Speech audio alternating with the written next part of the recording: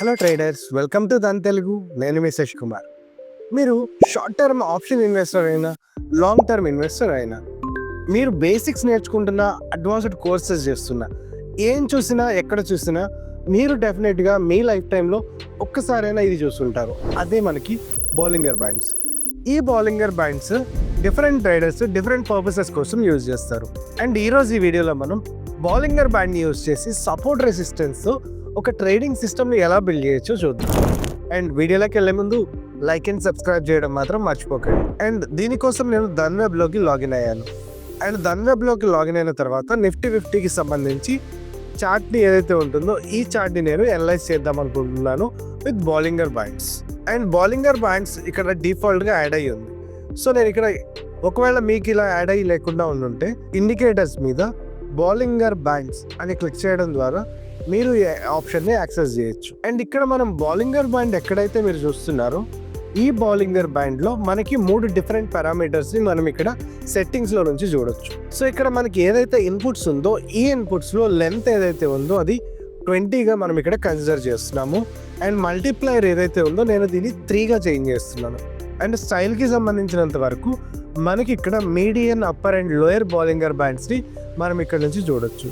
And ఇక్కడ మనకి ఈ సెట్టింగ్స్ ఏవైతే ఉన్నాయో 20 and 3 ఈ సెట్టింగ్స్ని సెట్ చేసుకొని మనం ఇక్కడ ఓకే మీద క్లిక్ చేసినప్పుడు మనకి ఇక్కడ అపియరెన్స్ అనేది ఇలా కనిపిస్తుంది. అండ్ బాలింగర్ బ్యాండ్ యూస్ చేసి మీరు కనుక ఒక డేకి సంబంధించి లేదా ఒక మంత్కి సంబంధించి ఒక వీక్కి సంబంధించిన అనాలిసిస్ క్యారీ చేయాలి అనుకున్నప్పుడు మీరు ఇక్కడ ఏదైతే మీకు ఇక్కడ 1 డే క్యాండిల్ ఉంటుందో 1 డే క్యాండిల్లో చూసుకున్నప్పుడు బాలింగర్ బ్యాండ్ టాప్.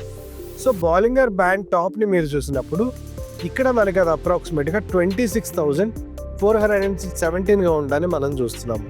సో ఇక్కడ నేను ఈ స్ట్రాటజీ ప్రకారం నాకు డే క్యాండిల్లో రెసిస్టెన్స్ అన్నది రెడ్ కలర్లో ఇక్కడ కనిపిస్తుంది. సో నేను దీన్ని ఇక్కడ చేంజ్ చేస్తున్నాను.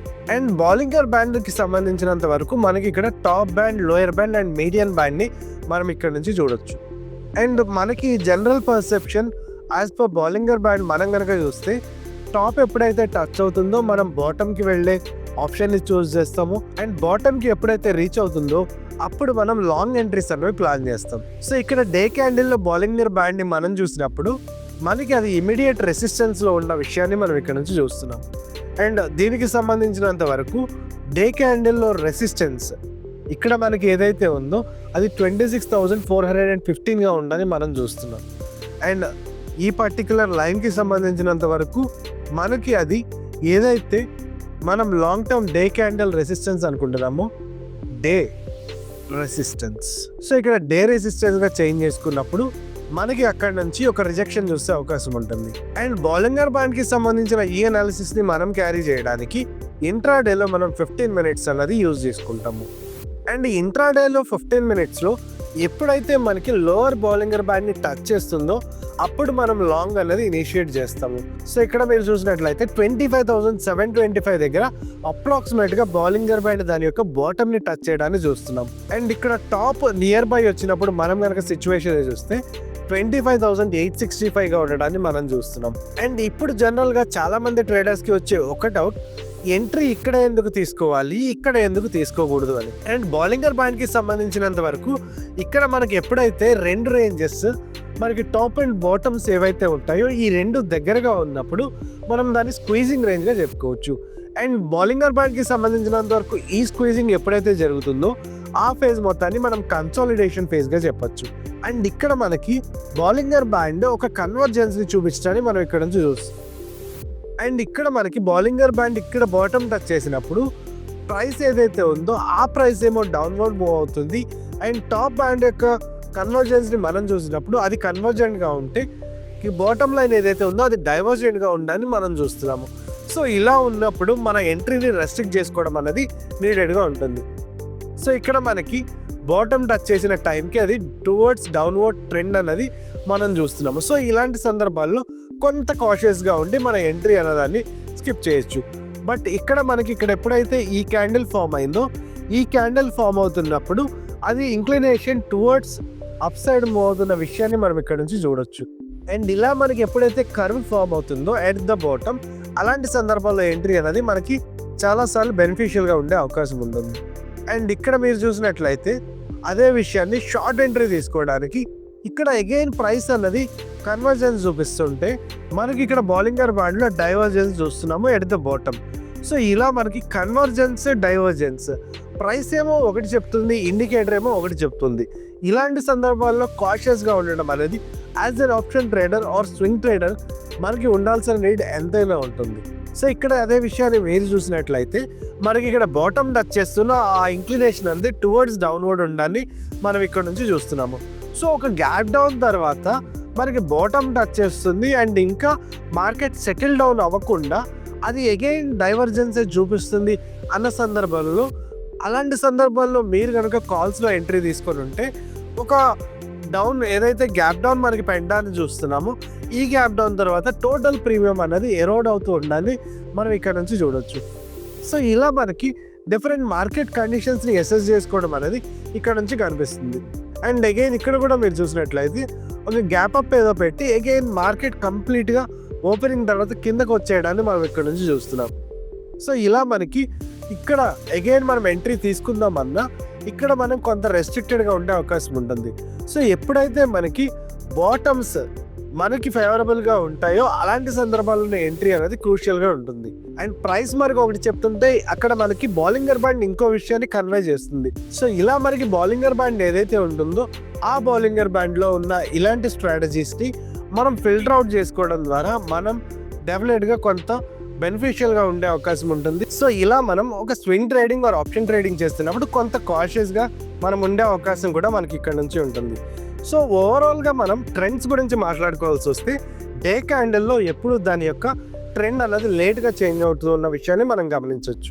సో ట్రెండ్ గురించి మనం డిస్కస్ చేయాలి అంటే మనకి డే క్యాండిల్లో మనకి సపోర్ట్ని రీచ్ అవ్వాలన్నా రెసిస్టెన్స్ని రీచ్ అవ్వాలన్నా దానికి మనకి కొంత టైం పడుతుంది. సో మీరు మీ ట్రేడింగ్ స్ట్రాటజీని బట్టి మీ ట్రేడింగ్ స్టైల్ని బట్టి దాన్ని అడ్జస్ట్ చేసుకోవాల్సిన నీడ్ ఎలాగైనా ఉంటుంది.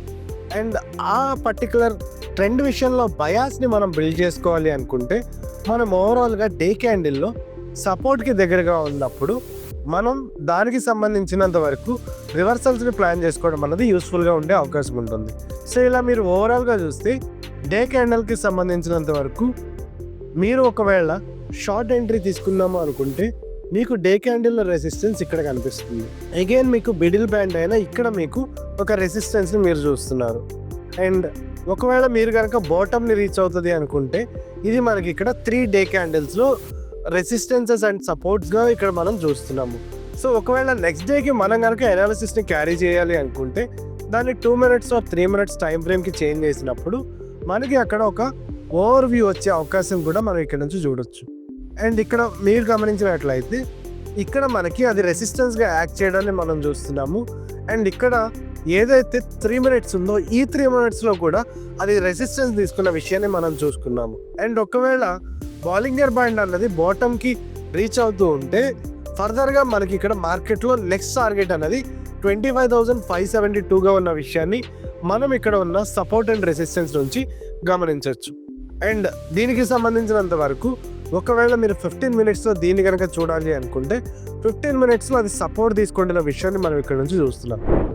సో మనకి షార్టర్ టైం ఫ్రేమ్స్లోనేమో రెసిస్టెన్స్ దగ్గర ఉంది, హయ్యర్ టైం ఫ్రేమ్స్లోనేమో అది కొంచెం సపోర్ట్ దగ్గరికి వచ్చే అవకాశాన్ని మనం ఇక్కడ నుంచి చూస్తున్నాం. సో ఇలా మనకి లోయర్ అండ్ హయ్యర్ టైం ఫ్రేమ్స్కి మధ్యలో మార్కెట్ ఏదైతే స్వింగ్స్ ఫామ్ చేస్తుందో ఈ స్వింగ్స్లో మనం యాక్టివ్గా మన అనాలిసిస్ని క్యారీ చేసుకోవడం ద్వారా బౌలింగర్ బ్యాండ్ని యూజ్ చేసుకొని మనం ఒక ట్రేడింగ్ స్ట్రాటజీని సక్సెస్ఫుల్గా క్యారీ చేసుకునే అవకాశం ఉంటుంది. సో ఒకసారి మీరు కనుక దీన్ని సమరైజ్ చేసుకోవాలి అనుకుంటే బౌలింగర్ బ్యాండ్ అన్న దాన్ని మనం బౌలింగర్ బ్యాండ్ బాటంలో మనం ఎంట్రీ అన్నది ప్లాన్ చేస్తాము. అండ్ టాప్ ఎప్పుడైతే మనకి టువర్డ్స్ డౌన్వర్డ్ కర్వ్ ఉంటుందో అలాంటి టైంలోనే మనం షార్ట్ ఎంట్రీ అన్నది ప్లాన్ చేస్తాము. Either it is a medium line అయినా ఆర్ టాప్ లైన్ అయినా సరే మనం టువర్డ్స్ బాటమ్ ఎప్పుడైతే ఉంటుందో అలాంటి సందర్భాల్లోనే మనం ఎంట్రీ అనేది ప్లాన్ చేస్తాము. అండ్ ఒకవేళ ఆ రేంజ్ కనుక స్క్వీజింగ్ రేంజ్ అయినా లేదా బౌలింగర్ బ్యాండ్ యొక్క టాప్ అన్నది టువర్డ్స్ అప్వర్డ్ డైరెక్షన్ ఏదైతే ఉంటుందో ఇలా మనకున్నా సరే ఎంట్రీస్ అన్నవి రెస్ట్రిక్ట్ చేసుకుంటూ దాని యొక్క ట్రెండ్ అన్నది 15 minutesలో ఎలా ఉంది, 1 hourలో ఎలా ఉంది, ఇలా 1 dayలో ఎలా ఉంది అన్నది కన్సాలిడేటెడ్గా ఒక వ్యూని మనం ఫామ్ చేసుకునే ఆప్షన్ మనకి ఇక్కడ బౌలింగర్ బ్యాండ్ నుంచి అవైలబుల్గా ఉంటుంది. సో మీరు ఇలా షార్ట్ టర్మ్ కోసం అనాలిసిస్ చేస్తున్నా లేదా మిడ్ టర్మ్ కోసం మీ అనాలిసిస్ని క్యారీ చేస్తున్నా బాలింగర్ బ్యాండ్ ఇచ్చే ఇన్సైట్ అన్నది ప్రతి ట్రేడర్కి యూస్ఫుల్గా ఉంటుంది. సో మీ అనాలిసిస్ని క్యారీ చేసుకొని లైవ్లో డిప్లాయ్ చేసే ముందు 1-2 సార్లు దాన్ని బ్యాక్ టెస్ట్ చేసుకొని ఆ పర్టికులర్ అనాలిసిస్ మీకు ఫ్రూట్ఫుల్గా అనిపిస్తే డిప్లాయ్ చేసే విషయాన్ని మాత్రం మర్చిపోకండి.